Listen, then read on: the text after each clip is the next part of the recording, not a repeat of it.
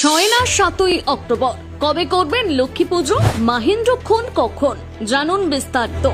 বাঙালিদের 12 মাসে 13 পার্বণ। এই দুর্গাপুজো শুরু হবে, তারপর দুর্গাপুজো কাটতে না কাটতেই হাজির লক্ষ্মী পুজো। প্রায় প্রত্যেক হিন্দুদের বাড়িতে বেশ ধুমধাম করে আয়োজন করা হয় এই পুজো। মূলত শারদ পূর্ণিমাতে কোজাগরী লক্ষ্মী পুজো করা হয়ে থাকে। শারদ পূর্ণিমাকে 12টি পূর্ণিমার মধ্যে শ্রেষ্ঠ বলে মনে করা হয়। কথিত আছে এই দিন ভক্তি ভরে দেবীকে পুজো করলে আশীর্বাদ পাওয়া যায়, সেই সাথে সংসার সুখ শান্তিতে ভরে যায়। কিন্তু জানেন এবছর কবে পড়েছে লক্ষ্মী পুজো? পঞ্জিকা অনুসারে আশ্বিন মাসের পূর্ণিমা তিথি 6ই অক্টোবর 2025 তারিখে দুপুর 12টা 23 মিনিট থেকে শুরু হবে। আর শেষ হবে পরের দিন অর্থাৎ 7ই অক্টোবর 2025 তারিখ সকাল 9টা 16 মিনিটে। যদিও এবছর শারদ পূর্ণিমা উৎসব পালিত হবে 6ই অক্টোবর 2025।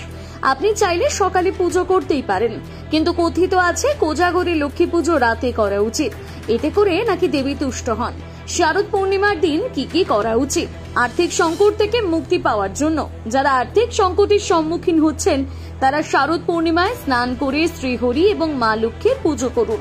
মা লক্ষ্মীকে পদ্ম ফুল এবং একক্ষী নারকেল নিবেদন করুন। কথিত আছে এইভাবে পুজো করলে মা লক্ষ্মী তুষ্ট হন এবং সেই সাথে আর্থিক সমস্যা দূর হয়। ধন বৃদ্ধির জন্য শারদ পূর্ণিমার রাতে হলুদ কাপড়ে 11টি হলুদ কড়ি বেঁধে দেবী লক্ষ্মীর সামনে রাখুন। পরের দিন এগুলোকে নিরাপদ স্থানে রাখুন। এটি করলে ঘরে কখনোই টাকার অভাব হয় না, আর সেই সাথে ঘরে মা লক্ষ্মীর কৃপা দৃষ্টি লাভ করা যায়।